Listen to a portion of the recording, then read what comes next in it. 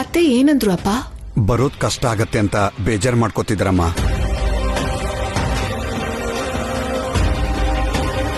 ಅದ್ರಲ್ಲೇನಿದೆ ಮಾವ, ಮದುವೆ ದಿನ ಅಮ್ಮ ಹೇಗಿದ್ರು ಇರ್ತಾರಲ್ಲ. ಇವತ್ತಂತೂ ಲಗ್ನ ಪತ್ರಿಕೆ ಓದಿಸ್ಬಿಡಿ. ಪುರೋಹಿತ್ರೆ, ಲಗ್ನ ಪತ್ರಿಕೆ ಓದ್ಬಿಡಿ. ಶ್ರೀರಸ್ತು ಶುಭಮಸ್ತು ಅವಿಘ್ನಮಸ್ತು ಸ್ವಸ್ತಿ ಶ್ರೀ ಚಾಂದ್ರಮಾನೇನ ಶುಭಕೃತ್ ಸಂವತ್ಸರ ಮಾಘಮಾಸ ಉತ್ತರಾಯಣೆ ಶಿಶಿರ ಋತು ಚಿರಂಜೀವಿ ಅಮರ್ ಜೊತೆ ಚಿರಂಜೀವಿ ಸೌಭಾಗ್ಯವತಿ ಪ್ರಿಯಾ ಅವರನ್ನು ಕೊಟ್ಟು ವಿವಾಹ ಮಹೋತ್ಸವ ನೆರವೇರಿಸಲು ಗುರು ಹಿರಿಯರು ನಿಶ್ಚಯಿಸಿದ್ದಾರೆ. ಹಿರಿಯರ ಸಮಕ್ಷಮದಲ್ಲಿ ನಿಶ್ಚಯ ತಾಂಬೂಲ ಬದಲಾಯಿಸಿಕೊಳ್ಳಲು ನಿರ್ಧರಿಸಲಾಗಿದೆ.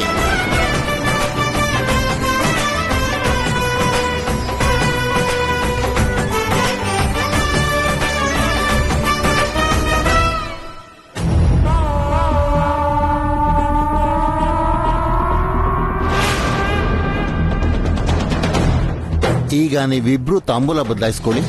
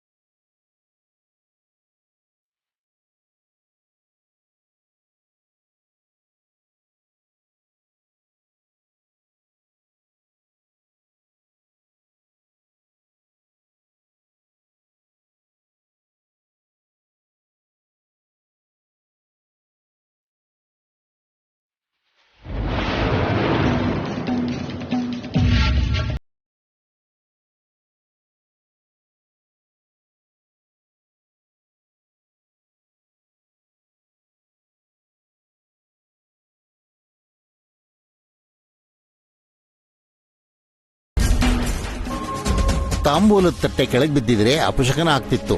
ಸ್ವಲ್ಪ ಜೋಪಾನವಾಗಿರ್ಬೇಕಲ್ಲಮ್ಮ. ಮೈಮೇಲ್ ಪ್ರಜ್ಞೆ ಇಲ್ವಾ? ಸ್ವಲ್ಪ ಎಚ್ಚರಿಕೆಯಿಂದ ಇರ್ಬೇಕು ತಾನೆ. ಅಪಶಕನ ಆಗಿದ್ರೆ ಏನ್ ಗತಿ? ಅಪಶಕನ ಆಗಲ್ಲ daddy.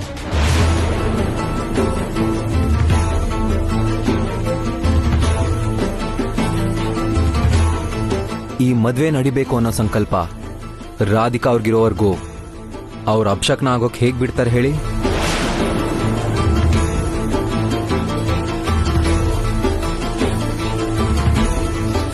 Well shed gentleman. Radhika ಮನ್ಸು ತಿಳಿ ನೀರಿನ ಥರ. ಅವಳು ಎಲ್ಲೇ ಇದ್ರೂ ಆ ಜಾಗದಲ್ಲಿ ಅಪಶಕನ ನಡೆಯಲ್ಲ.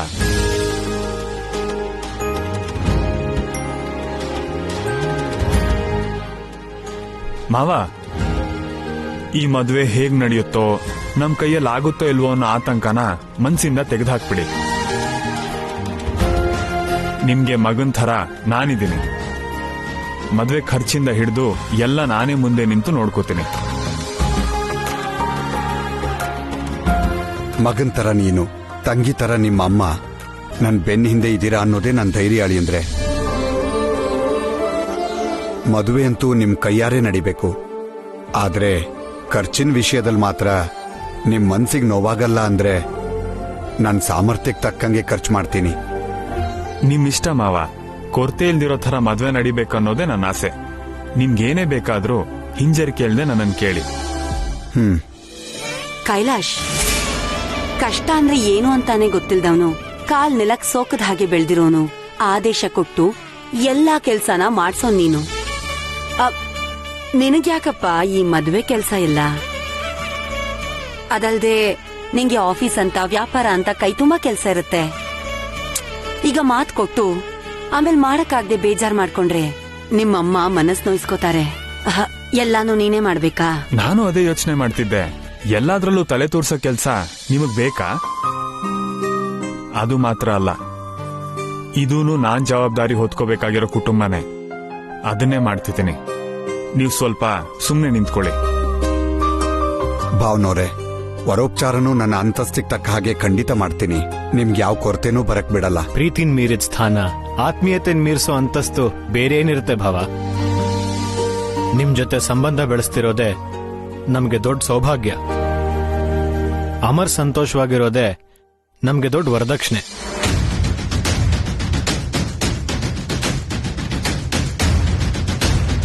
ಗಂಡು ಹೆಣ್ಣು ಇಬ್ರು ಉಂಗ್ರ ಬದಲಾಯಿಸ್ಕೊಳ್ಳಿ ಅಮ್ಮ. ಅಮರ್, ಮುಂದೆ ಬಾ.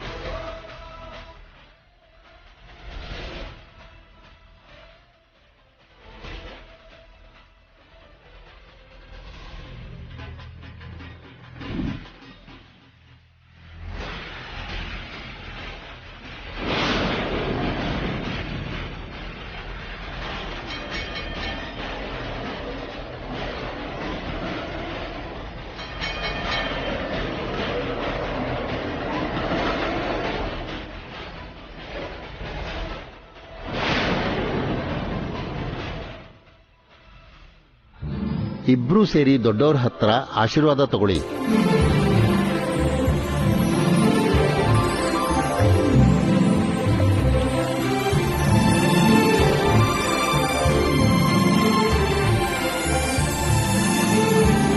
ಶೀಘ್ರಮೇವ ಕಲ್ಯಾಣ ಪ್ರಾಪ್ತಿರಸ್ತು. 100 ಕಾಲ ಚೆನ್ನಾಗ್ ಬಾಳಿ.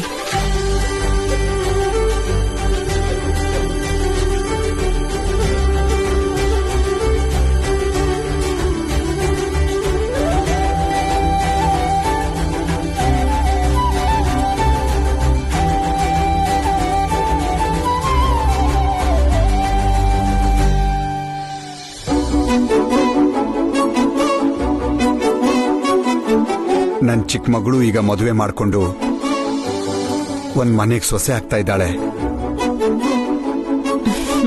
ದೊಡ್ಡಳಿಯನ್ ಮಾತ್ರ ಅಲ್ಲ ಅಂಕಲ್, ಇನ್ಮೇಲಿಂದ ನಾನು ನಿಮ್ ಚಿಕ್ಕ ಮಗನೇ ಅನ್ಕೊಳ್ಳಿ. ನಿಮ್ ಕಷ್ಟ ಸುಖನ ನಾನು ನೋಡ್ಕೋತೀನಿ.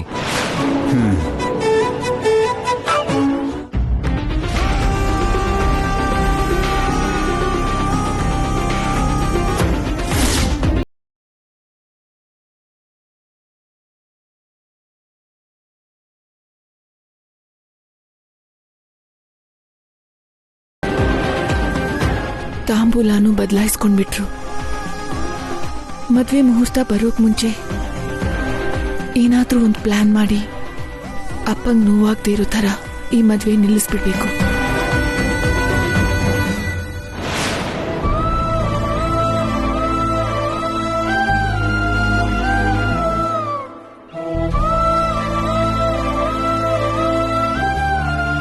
ರಾಧಿಕಾ,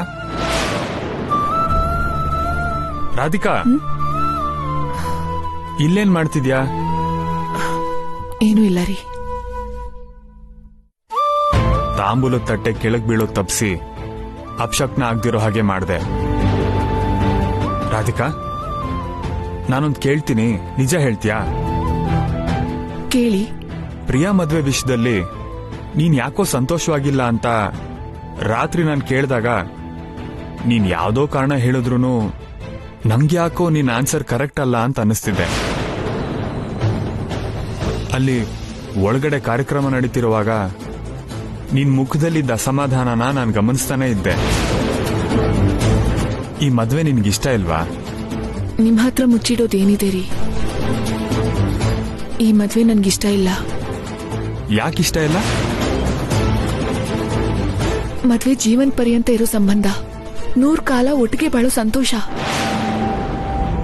ಒಂದ್ಸಲ ಕೊರಳಿಗೆ ತಾಳಿ ಬಿದ್ಮೇಲೆ ಏನಾದ್ರೂ ತೊಂದ್ರೆ ಆದ್ರೆ ಆ ಹೆಣ್ಣು ಗಂಡನ್ ಜೊತೆ ಅಲ್ಲ, ನೋವಿನ ಜೊತೆ ಜೀವನ ಪೂರ್ತಿ ಸಂಸಾರ ಮಾಡ್ಬೇಕಾಗತ್ತೆ. ನಿನ್ನ ಆತಂಕ ನನಗೆ ಅರ್ಥ ಆಗುತ್ತೆ ರಾಧಿಕಾ. ಬೇರೆ ಹುಡುಗಿನ ಲವ್ ಮಾಡಿರೋ ಅಮರ್ ನಿನ್ ತಂಗಿನ ಮದ್ವೆ ಮಾಡ್ಕೋತೀನಿ ಅಂದ ತಕ್ಷಣ ಆ ಪ್ರೀತಿನ ಮರ್ತು ಹೋಗಿ ಪ್ರಿಯಾನ ಚೆನ್ನಾಗಿ ನೋಡ್ಕೋತಾನ ಇಲ್ವೋ ಅಂತ ನಿನಗೆ ಡೌಟ್ ಆಗ್ತಿದೆ ಅಲ್ವಾ? ಹಾಗಲ್ಲ ರೀ. ಅಮರ್ ಕೆಟ್ಟವನು ಅಂತ ನಾನೇನ್ ಹೇಳ್ತಾ ಇಲ್ಲ. ಈ ಮದ್ವೆ 2 ಮನಸ್ಸುಗಳಿಗೆ ಮಾತ್ರ ಅಲ್ಲ, ನಮ್ಮಪ್ಪನ ಆರೋಗ್ಯಕ್ಕೂ ಸಂಬಂಧಪಟ್ಟಿದೆ. ಮೊದಲೇ ಸರಿಯಾಗಿ ತೀರ್ಮಾನ ತಗೊಂಡ್ರೆ ಎಲ್ಲ ಚೆನ್ನಾಗಿರುತ್ತಲ್ವಾ? ಕರೆಕ್ಟ್. ಅಕ್ಕ ಆಗಿ ನಿನ್ ಟೆನ್ಷನ್ ನನಗೆ ಅರ್ಥ ಆಗುತ್ತೆ. ನಿನ್ ಸಂತೋಷನೇ ನನಗ್ ಮುಖ್ಯ. ನಿನ್ ನೋವು ನೀಗ್ಸೋ ಜವಾಬ್ದಾರಿ ನಂದು. ಓಕೆ, ಎಲ್ಲ ನಾನ್ ನೋಡ್ಕೋತೀನಿ. ಎಲ್ರೂ ಒಳಗಿರುವಾಗ ನೀನ್ ಈ ತರ ಒಬ್ಳೆ ನಿಂತಿದ್ರೆ ಚೆನ್ನಾಗಿರಲ್ಲ. ನಡಿ.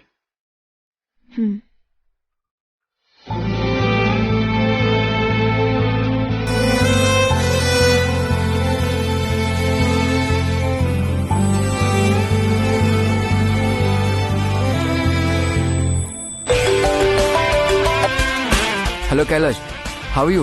Yeah, I'm fine. What a pleasant surprise. Any important news? ಹಾ, ಹೌದು. ತುಂಬಾ ಮುಖ್ಯವಾದ ಕೆಲಸ ಇದೆ. ಸಂಜೆ ನಾವು ಸ್ವಲ್ಪ ಭೇಟಿ ಆಗ್ಬೇಕು. Sure, definitely. Yeah, thank you.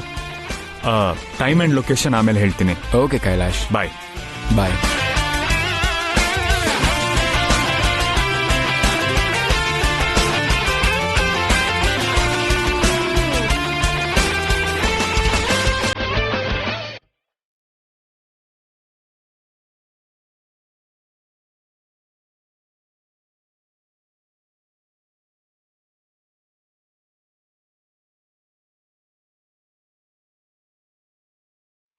Coffee ತಗೊಳ್ಳಿ ಅದಕ್ಕೆ.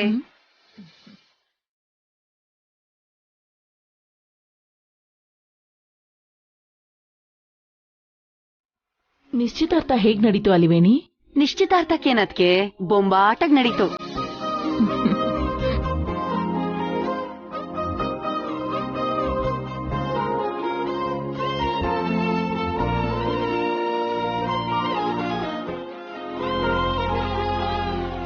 ಆದ್ರೆ ನಂಗೆ ಕೈಲಾಶ್ಗಿರೋ ಒಳ್ಳೆತನ ಯಾವ ಅನಾಹುತ ಕಾರಣ ಆಗುತ್ತೋ ಅಂತ ಭಯ ಆಗ್ತಿದೆ. ಏನ್ ಹೇಳ್ತಿದ್ಯಾ? ಮದ್ವೆ ಎಲ್ಲ ನಾನೇ ಮುಂದೆ ನಿಂತ್ ಮಾಡಿಸ್ತೀನಿ ಅಂತ ಅವ್ರ ಮಾವನವ್ರ ಮುಂದೆ ವಾಗ್ದಾನದ ಮೇಲೆ ವಾಗ್ದಾನ ಮಾಡ್ತಿದ್ದ.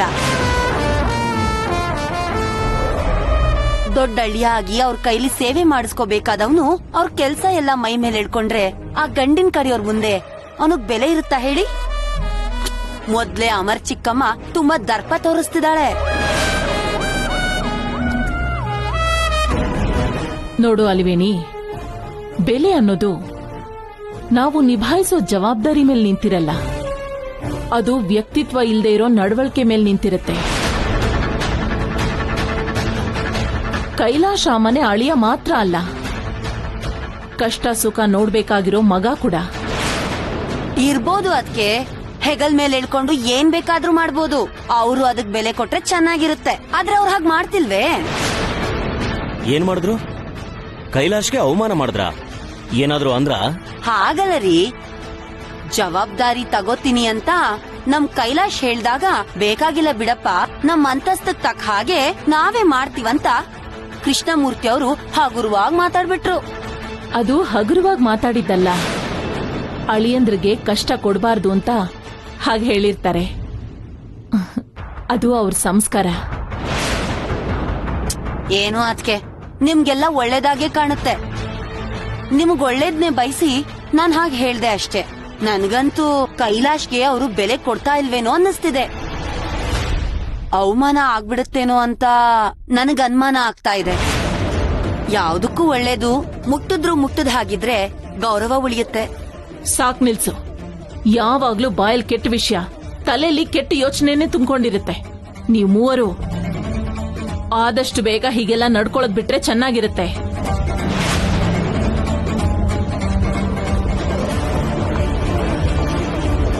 ಅತ್ತೆ ತೀರಾ ಇಷ್ಟೊಂದು ಪಾಸಿಟಿವ್ ಆಗಿದ್ರೆ ನಾವ್ ಅಂದ್ಕೊಂಡಿದ್ದನ್ನ ಮಾಡಕ್ಕಾಗಲ್ಲ ಅಮ್ಮ. ಸೋಲ್ ಎದುರಿಸ್ಬೇಕಲ್ಲ ಅಂತ ಉತ್ಸಾಹ ಕಳ್ಕೊಂಡ್ರೆ ಯಾವತ್ತೂ ಗೆಲ್ಲಕ್ಕಾಗಲ್ಲ.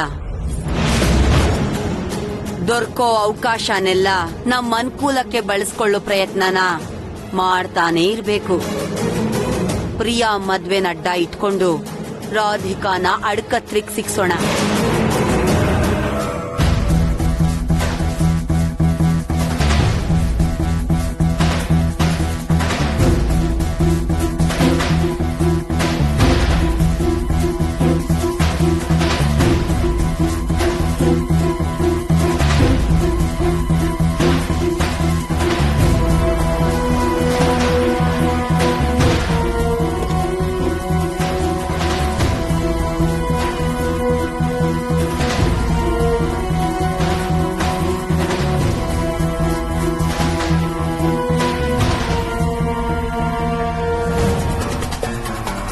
ಹಾಯ್ ಕೈಲಾಶ್.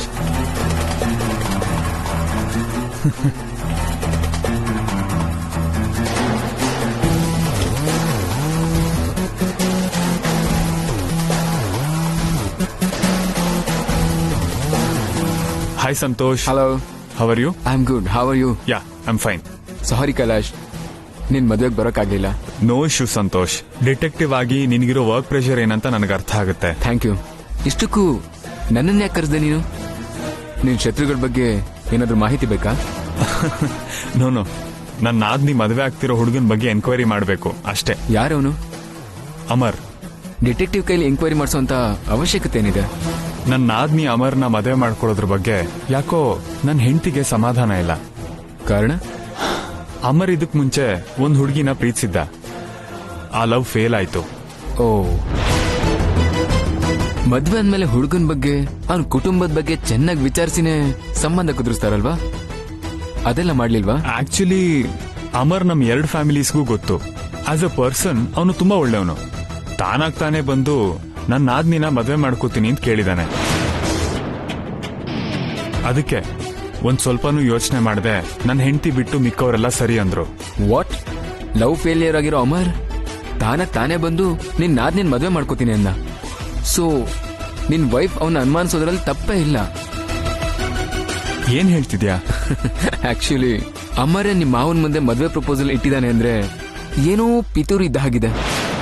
ನನ್ನ ನಾದ್ನಿನ ಮದ್ವೆ ಮಾಡ್ಕೋತೀನಿ ಅಂತ ಹೇಳೋದ್ರಲ್ಲಿ ಪಿತೂರಿ ಏನಿರುತ್ತೆ? ಕೈಲಾಶ್, ನಾನ್ ಡಿಟೆಕ್ಟಿವ್ ಅನ್ನೋ ವಿಷಯ ಮರ್ತ ಹೋಗ್ಬೇಡ ಕೈಲಾಶ್. ಪೆನ್ ಟು ಪೆನ್ ಪ್ರತಿಯೊಂದನ್ನು ಅನುಮಾನಿಸೋದು ನನ್ನ ಉದ್ಯೋಗ ಧರ್ಮ. Okay, of course. ನೀನಿದನ್ನ ಪರ್ಸನಲ್ ಕೆಲಸ ಅನ್ಕೊಂಡು ನಾಳೆ ಸಂಜೆ ಒಳಗೆ ನನಗೆ ಇನ್ಫಾರ್ಮೇಶನ್ ಕೊಡ್ಬೇಕು. ಅಮರ್ ಪೂರ್ತಿ ವ್ಯಕ್ತಿತ್ವ ಹೇಗಿದೆ, ಅವ್ನ್ ಪ್ರೀತಿಸಿದ ಹುಡುಗಿ ಯಾರು, ಆ ಹುಡುಗಿ ಇವನನ್ ಬಿಟ್ಟು ಬೇರೆ ಹುಡುಗನ್ ಮದ್ವೆ ಮಾಡ್ಕೊಳ್ಳೋ ಪರಿಸ್ಥಿತಿ ಯಾಕೆ ಬಂತು ಅಂತ ಎಲ್ಲ ಪರ್ಫೆಕ್ಟ್ ಆಗಿ ಡೀಟೇಲ್ ಬೇಕು ನನಗೆ. ಯಾಕಂದ್ರೆ ಮದ್ವೆಗೆ ಇನ್ನು 10 ದಿನ ಉಳಿದಿರೋದು. ನನ್ನ ಹೆಂಡತಿ ಅನುಮಾನ ಪಟ್ಟ ಹಾಗೆ ಏನಾದ್ರೂ ಇದ್ರೆ ಇವಾಗ್ಲೇ ಮದುವೆ ಕ್ಯಾನ್ಸಲ್ ಮಾಡ್ಬಿಡ್ಬೋದು. ಶೋರ್ ಕೈಲಾಶ್, ಅಮರ್ ಬಗ್ಗೆ ನಿನ್ ಗೊತ್ತಿರೋ ಡೀಟೇಲ್ಸ್ ಎಲ್ಲ ನನ್ಗೆ ಹೇಳು. ಹೇಳ್ತೀನಿ.